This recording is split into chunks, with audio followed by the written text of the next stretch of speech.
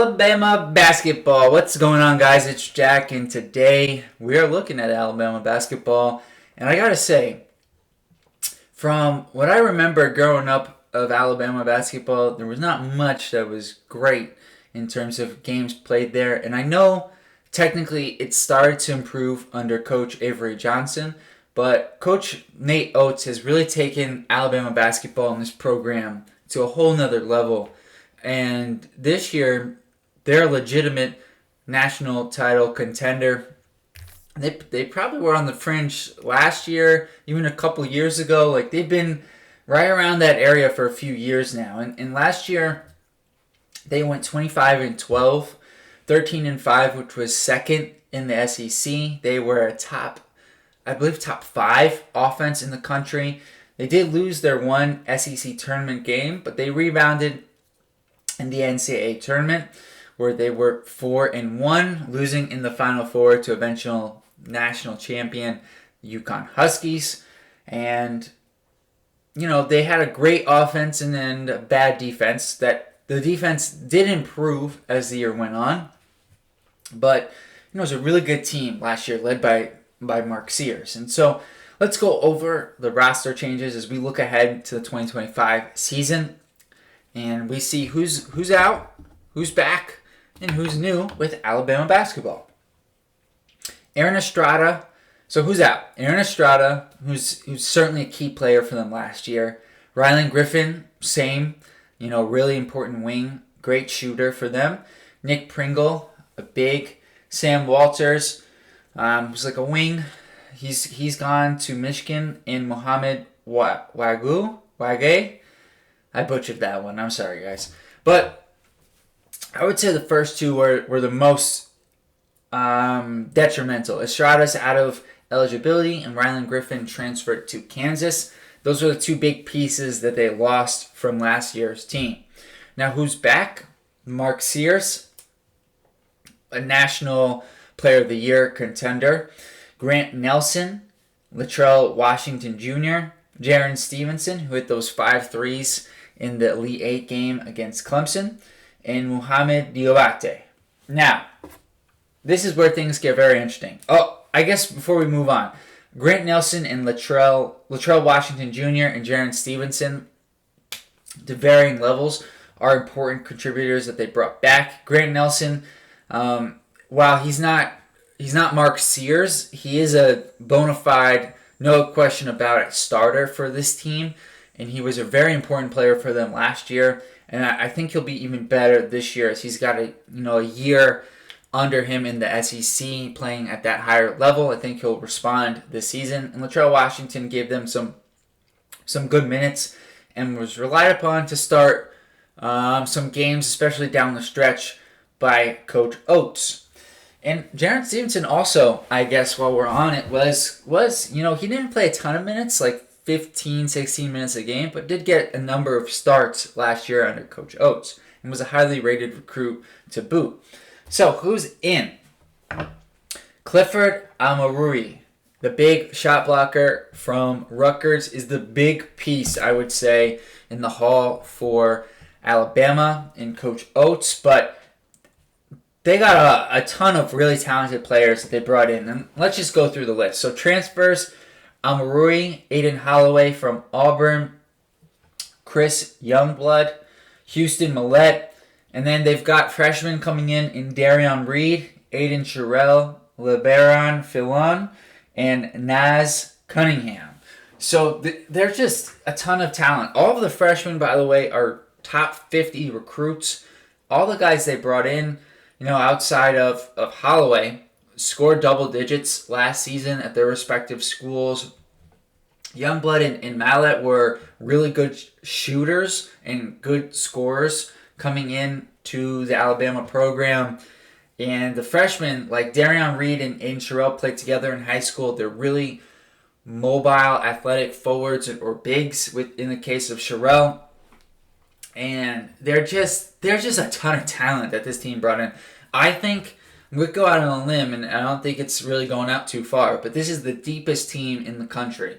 There are very few teams that have 13 guys who legitimately think that they should get some minutes. Now, I'm not saying they should start. I don't think all 13 guys are sitting there thinking, I should start. But I do think pretty much all 13 think, yeah, I should be a part of the rotation. And so let's get into that rotation, because I think initially it was a little bit of a challenge for me to figure out the starting lineup. But spending some time on it, I think, Coach Oats could take maybe a page from what I've come up with here. So I think it's pretty obvious 3 of the 5 starters. Mark Sears at your point guard spot. Grant Nelson at power forward, which I think is going to be a good spot for him next season, or this coming season rather. And Big Cliff as your center, your shot blocker, and it's going to completely change the defense for Alabama to have somebody like him as your rim protector. I think this is going to be a top 20, 25 defense just by adding him to the squad. Now, the trickier part for me was figuring out who are the guys in between. Who starts in between? And what I ended up settling on is Latrell Washington, because I do think Coach Oats trusts him, and Chris Youngblood. I think he brings a legit shooting, 3-point shooting option to the starting lineup that they need. And he's got good size, like around 6'5". But I don't think it's like, oh, he starts, now he's playing 35 minutes. I think guys, the bench is going to play a good amount of minutes. Like Mark Sears is going to play 35 minutes or so. But outside of that, like Grant Nelson, 30 minutes. Big Cliff, 25 to 30 minutes. But there's going to be a good amount of rotation, I think, on this team. And so speaking of that, I think these are the guys who are going to round out the rotation. I don't know. I can't say how many minutes they're going to get. But these are who I think are going to be 6 through 10. Houston Millett, Jaren Stevenson, Aiden Holloway, Darion Reed, and Aiden Sherrill. I think Sherrill is your backup 5, and the other 4 kind of fit in minutes here and there. I think Aiden Holloway is your backup point guard. And so I do think it might be, I think positionally it might be a little bit more difficult to get him a lot of minutes. I think maybe Holloway transferred to Alabama thinking, I'll play some minutes this year, but then next year is when he can really take off after Mark Sears leaves. Maybe that'll be the case. I think Houston Millett gives them good shooting off the bench. He's certainly a guy who could end up being a starter. Jaren Stevenson did get a number of starts last year, but I just think it's going to be difficult to find starting opportunities for him this season unless they want to go really big and play him and Grant Nelson, but I just don't think that makes a ton of sense. And I think Darion Reed is a good defensive forward wing to bring in off the bench, athletic guy who can run up and down the court. And so that means LeBaron, Philon, Naz Cunningham, and Muhammad Diobate are out of the rotation. 3 guys I think in other situations would be part of a rotation if they were playing at other schools. So the only questions I have with this team are the lineup decisions as we've gone over. Like how does Coach Oats figure out the lineup? What's the best combinations of players around Mark Sears, Grant Nelson, and Big Cliff? And additionally, I think the other question that might not be as talked about with Alabama heading into this season is they brought in a lot of good players, I think, and players who play well off of who could play well off of Mark Sears. The one area where I don't necessarily think they were able to get in, that level of talent.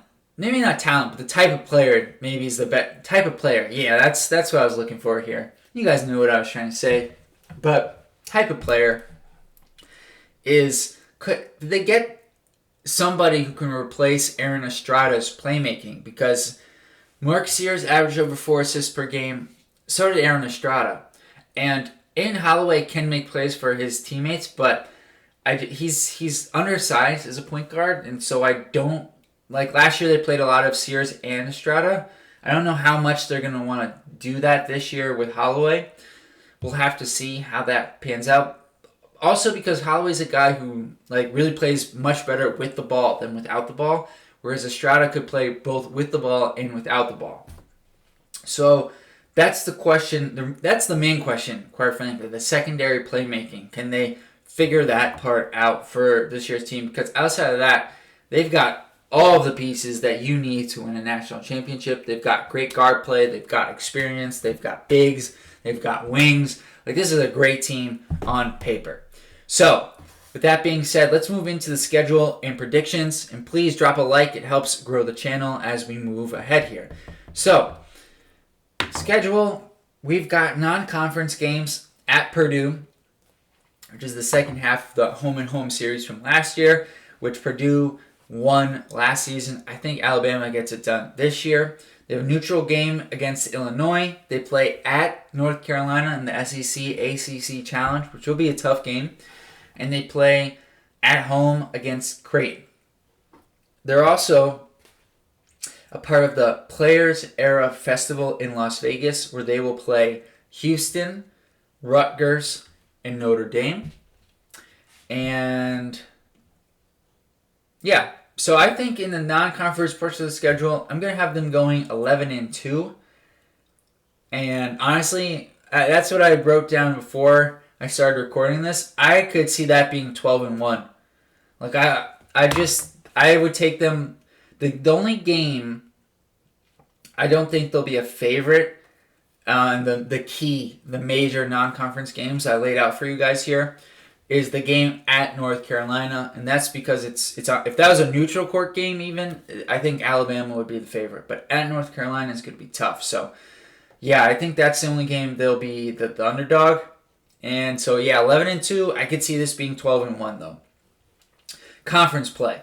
They've got home and away games in the SEC against Mississippi State, Kentucky, and Auburn.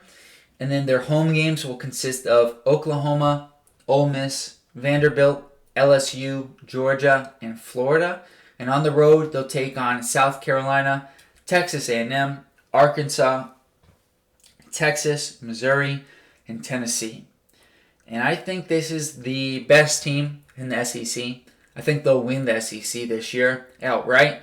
I have them going 14-4. I think that'll be good enough to win the conference. And so that puts them at a record of 25-6 in the regular season. A bit better than they were, last year, where they struggled a bit in the non-conference portion of the schedule before playing better overall in the SEC. But the SEC is going to be, a gauntlet, a really good conference again this coming season. But guys, let me know what you guys think about my predictions here, the roster, Alabama. Let me know what you guys think in the comments below. If you're a college basketball fan in general and you want to see me, profile your school, leave a comment below. Subscribe to the channel for more great NBA draft content and college basketball content throughout the year. And tell a friend. It helps grow the channel and it allows me to make more videos like this. See you guys next time. Peace.